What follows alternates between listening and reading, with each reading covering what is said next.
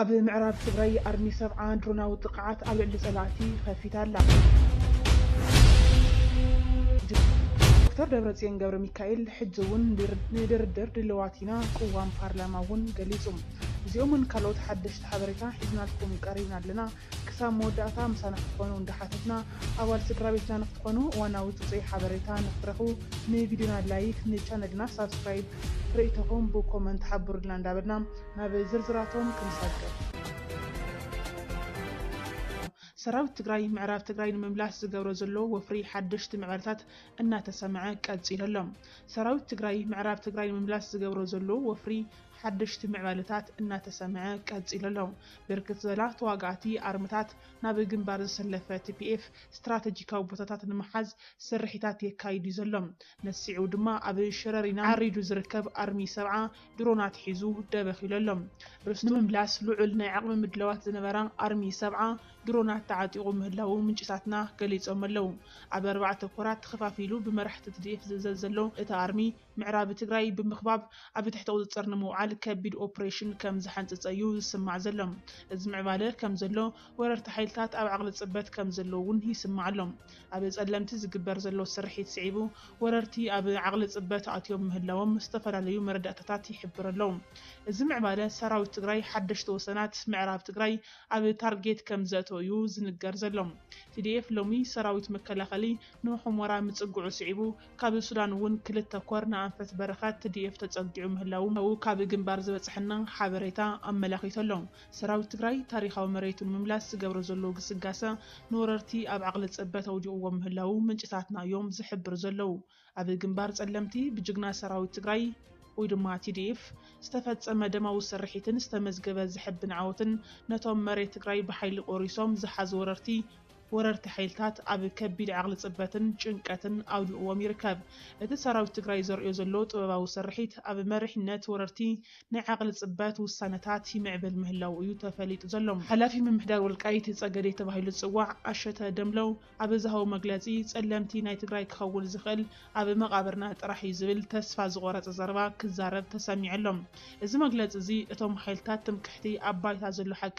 ክምክቱ ስለ ዘይከኣሉ ንህዝቢ ብናይ ሓሶት ፕሮፓጋንዳ ብሽም ጅግንነት ኣቦታት ንምድንጋር ዝገብርዎ ዘለው ናይ ዓቕሊ ፅበት ፃዕሪ ምዃኑ ይግለጸሎ ካብ ዘረብኡ ክንርዳእ ንኽእል።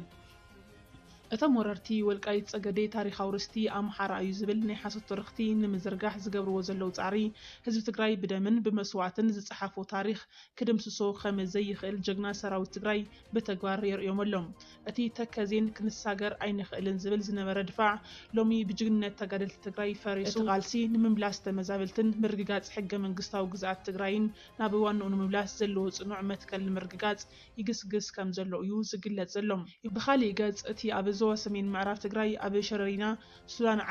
ሱዳን ዓሪዱ ዝጸንሐ ኣርሚ 70 ሕዚ እውን ብዘመናዊ ድሮናት ተዓጢቑ ናብ ግንባር ከኣቱ ምዃኑ እዩ ዝግለጽ ዘሎ። ብመሰረት ካብ ውሽጢ ምንጭታትና ዝተረኸበ ሓበሬታ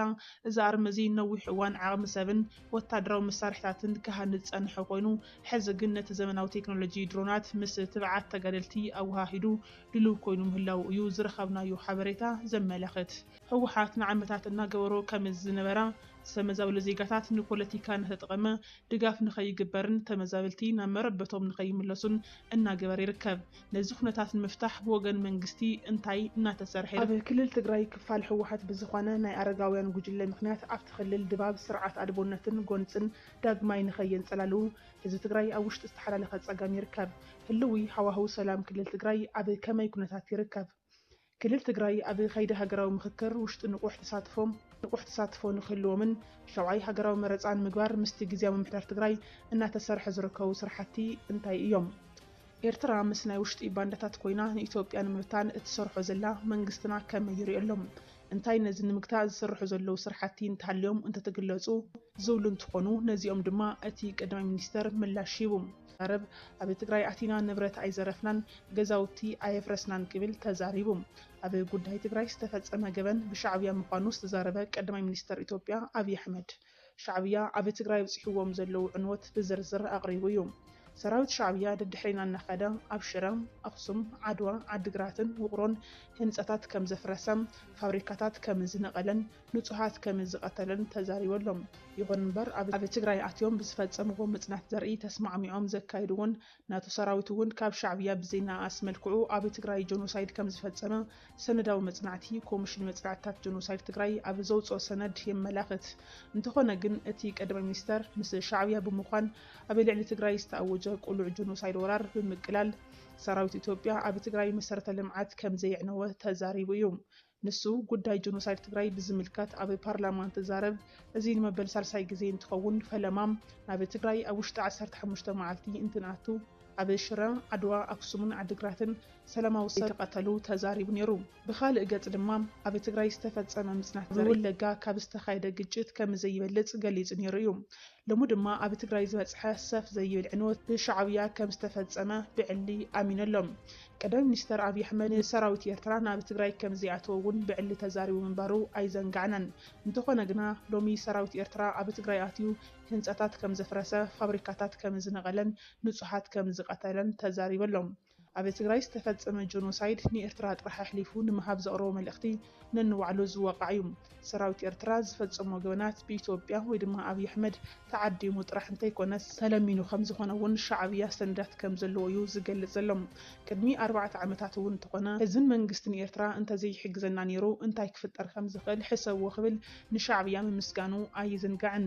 بتوسخ ድማ ምስ ኤርትራ ዝተጀመረ ግጭት ብጉዳይ ዓሰብን ቀይሕ ባህርን ዘይኮነስ ብቐንዱ ምስ ኩናት ትግራይ ዝተሓዘ ምዃኑ እዩ ገሊጹ ዘሎ ሻዕብያ ኣብ ትግራይ ብዝፈጸመ ዘሎ ውድመት መሰረተ ልምዓት ምኽንያት ናብ ኩናት ክነምርሕ ኢልና ነርና ኢሉ ቀደም ሚኒስተር ኣብይ ኣሕመድ ንህዝቢ ትግራይ ህዝበይ ኢሉ ክጽውዕ ድማ ተሰሚዑ ኣሎ ህዝበይ ተሳቅዩ ኣለኹም መሰረተ ልምዓት ትዕንው ኣለኹም ዝብል መልእኽቲ ናብ ሻዕብያ ከም ዝለኣኸውን ተገሊጹ ኣሎ ንሱ ንገዱ አንዳርጋቸው ሻዕብያ ኣብ ትግራይ ዘውጽሖ ዘሎ ዕንወት ደው ክብል ሊኢኾዮ ክብል ድማ ተዛሪቡ ኣሎ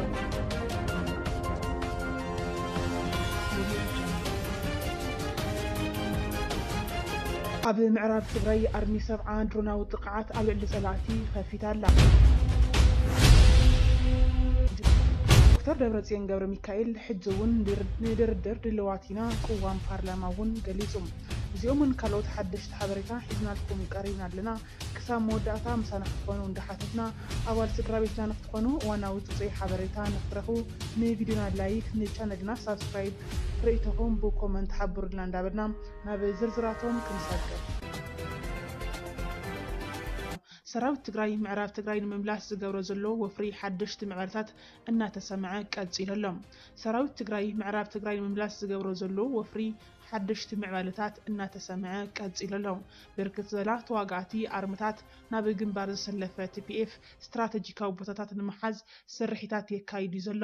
ነሲዑ ድማ ኣብ ሽረሪና ዓሪዱ ዝርከብ ኣርሚ 70 ድሮናት ሒዙ ደበኺሉ ኣሎ ርስቱ ንምምላስ ልዑል ናይ ዓቕሚ ምድለዋት ዝነበራ ኣርሚ 70 ድሮናት ተዓጢቑ ምህላው ምንጭታትና ገሊጾም ኣለው ኣብ 4 ኮራት ተኸፋፊሉ ብመራሕቲ TDF ዝዘዝ ዘሎ እቲ ኣርሚ ምዕራብ ትግራይ ብምኽባብ ኣብ ትሕቲ ቁፅጥር ንምውዓል ከቢድ ኦፕሬሽን ከም ዝሓንፅፀ እዩ ዝስማዕ ዘሎ